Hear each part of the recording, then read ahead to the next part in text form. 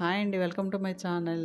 ఈ కోడిపుని చూడండి ఎంత ఆనందంగా చక్కగా గింజలు ఏరుకుంటూ, అది ముందు రోజు అన్నమాట. నెక్స్ట్ డే దానికి ఏమవుతుందో తెలియలేదు. ఈ విధంగా అయిందనమాట. నాగుల చవితి మాకు స్పెషల్ చేసింది. ఈ గారెలు చికెను వండుకున్నామన్నమాట. దాంతో నాగుల చవితి స్పెషల్ అయ్యింది.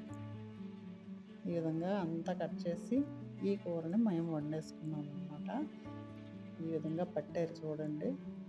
బుట్ట వేసేసి దానికి కాలయి పెట్టేసి కాల్చేసి ఇలా కట్ చేసి కూరకి ఇప్పుడు మనం ఉప్పు కారం అవన్నీ వేసుకుందాము.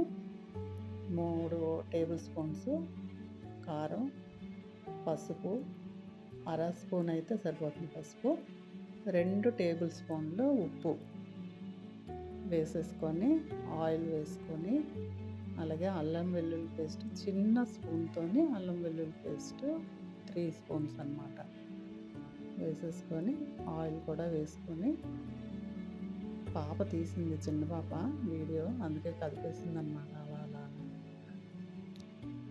ఈ విధంగా మనం చేత్తో కలుపుకుంటేనే అంతా అన్నీ పడతాయి అన్నమాట. మనం వేసుకున్న సామాన్లు అన్నీ కూడా చక్కగా పడతాయి. దీన్ని ఒక 1 అవర్ పాటు అలా ఉంచేస్తే మంచిగా ఉడికిపోతుంది. ఈ మధ్యకాలంలో నాటుకోడికి చాలా డిమాండ్ కదా. ముందుగా ఆయిల్ వేసేసుకొని అందులో ఆనియన్స్, మిరపకాయలు, అలాగే కరివేపాకు వేసేసుకొని దాన్ని బాగా ఫ్రై చేసేసుకొని, బాగా ఫ్రై అయిన తర్వాత ఈ స్టవ్ కన్నా కర్రల పొయ్యి మీద వండుకొని మనం తింటే మనకి ఆరోగ్యము, అలాగే బేగా ఉడుకుతుంది కూడా కూర. ఈ విధంగా చికెన్ కూడా వేసేసుకొని ఈ విధంగా కలిపేసుకొని మధ్య మధ్యలో కలుపుకుంటూ బిర్యానీ ఆకు వేసానన్నమాట. అది కొంచెం ఉడికిన తర్వాత టమాటా కూడా వేసేసుకొని,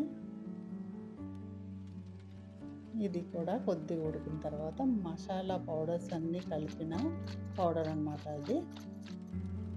అది కూడా వేసేసుకొని ఈ విధంగా చేసుకుంటాం.